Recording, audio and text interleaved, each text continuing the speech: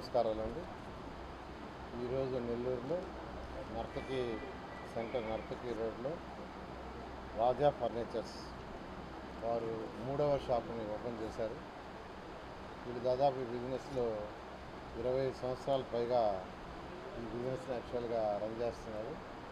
దీంట్లో రాజా మల్లికార్జునరావు, రాజశేఖరు, రాజా శ్రీనివాసరావు, రాజా హజరత్ బాబు, వీళ్ళు నలుగురు యాక్చువల్గా ఈ వ్యాపారాన్ని ఎంతో సమర్థవంతంగా నెల్లూరు ప్రజలకి అందుబాటులో ఉండేటట్టుగా ఈరోజు డే బై డే అందరూ చూస్తున్నారు. డే బై డే అన్ని రంగాల్లోనూ మార్పులు వస్తున్నాయి.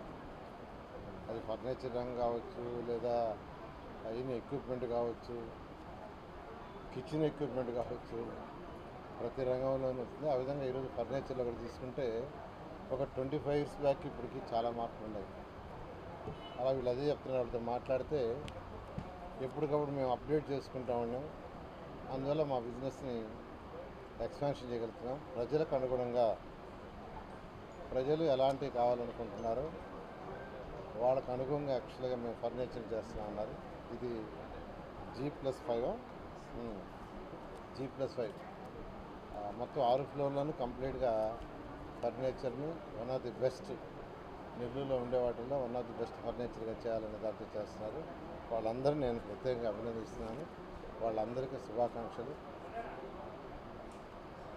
నెల్లూరు సిటీ యాక్చువల్గా ఇది అబ్నార్మల్గా డెవలప్ అయ్యే సిటీ. ఎందుకంటే ప్రపంచంలో ఎక్కడైనా పోర్ట్లు ఉంటే ఆ సిటీ డెవలప్ అవుతాయి.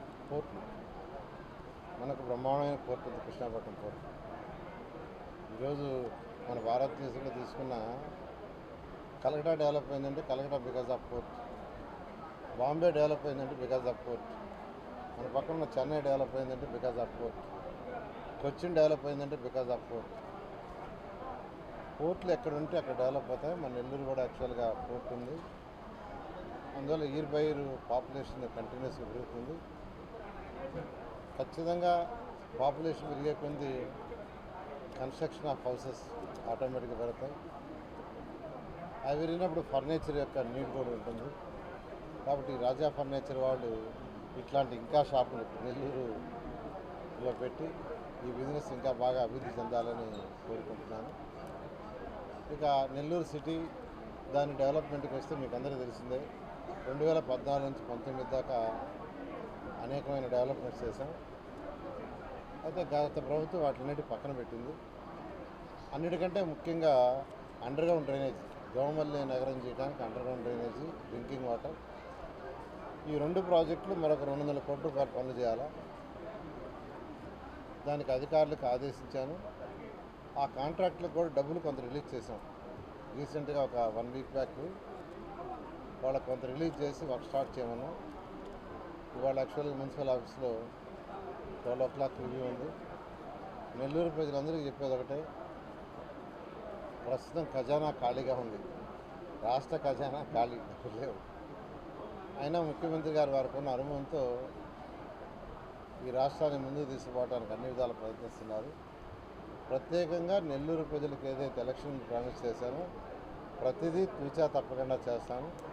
అయితే కొద్దిగా టైం ఇవ్వాల్సిందిగా నేను ప్రజలందరూ రిక్వెస్ట్ చేస్తున్నాను. ఎవరు తొందరపడద్దు, ప్రతి పని చేస్తాను, ఒక్కటి కూడా వదలను. అండర్గ్రౌండ్ డ్రైనేజ్ కావచ్చు, డ్రింకింగ్ కావచ్చు, పేదలకి హౌసెస్ కావచ్చు, బ్యాలెన్స్ రోడ్స్ కావచ్చు, బ్యాలెన్స్ వాళ్ళ 3వ డివిజన్ 4వ డివిజన్ తిరిగాను.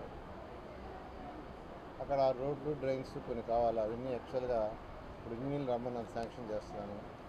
అలా 1 by 1 చేస్తానని నేను నెల్లూరు ప్రజలందరికీ మరోసారి చెప్తున్నాను. ఈ యొక్క ఫర్నిచర్ వాళ్ళు, రాజా ఫర్నిచర్స్ వాళ్ళు, వీళ్ళ వ్యాపారాన్ని బాగా మల్టిప్లై చేయాలని మనస్ఫూర్తిగా కోరుకుంటున్నాను. Thank you.